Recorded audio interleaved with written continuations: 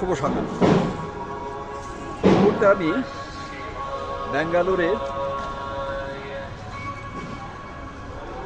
10ম শতাব্দীতে এখানে যে চোল রাজবংশ রাজত্ব করত তাদের সময় নির্মিত বেশ কিছু মন্দির স্থাপত্য হিসাবে এখন পর্যন্ত টিকে আছে। আমার পিছনে যে মন্দিরটি আপনারা দেখতে পাচ্ছেন এটি হচ্ছে চোল রাজাদের প্রতিষ্ঠিত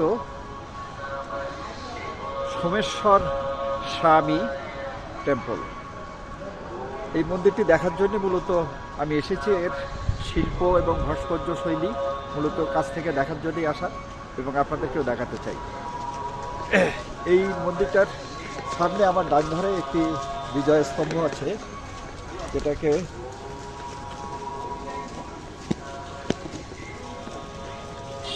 স্তম্ভটি কাছ থেকে একটু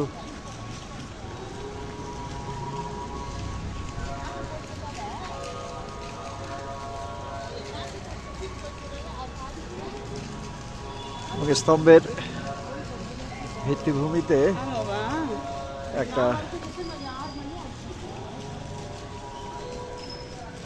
মার্বেল পাথরের বেলের পাথরের একটি মূর্তি আছে। চারধারে 4টা কারুকার্য ছিল। এখানে আমরা সোমেশ্বর টেম্পলে প্রবেশ করতে চাই।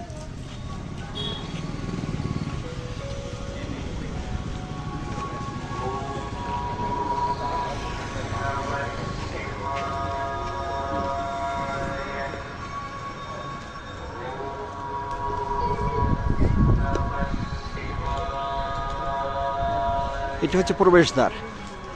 মূল মন্দির ভেতরে আমরা সেখানে পৌঁছতে চাই।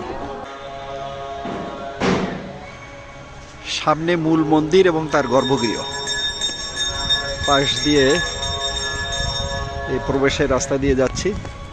এখানে কিছু বেদি আছে যেগুলো সোনার জল রং করা। এখানে কিছু ষাঁড় তথা নন্দীর মূর্তি আছে।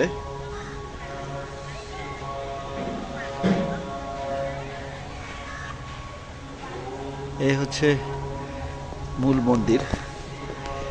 এই মন্দিরের যে চাতালটা, সেখানে 68টা পিলার এই চাতালে ছাদটাকে ধরে রেখেছে। সবই বেলে পাথরের খোদাই করা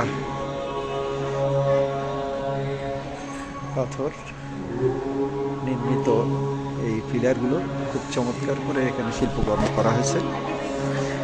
এটা হচ্ছে নন্দী মূর্তি। এটার উপরে পিতল কিংবা সোনার একটা প্রলেপ দেয়া আছে।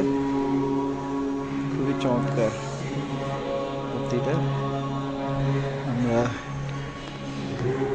যেহেতু এটা শিব মন্দির, সর্বত্রকারের মন্দির মূর্তি থাকে, গর্ভ দিয়ে প্রবেশ করছে।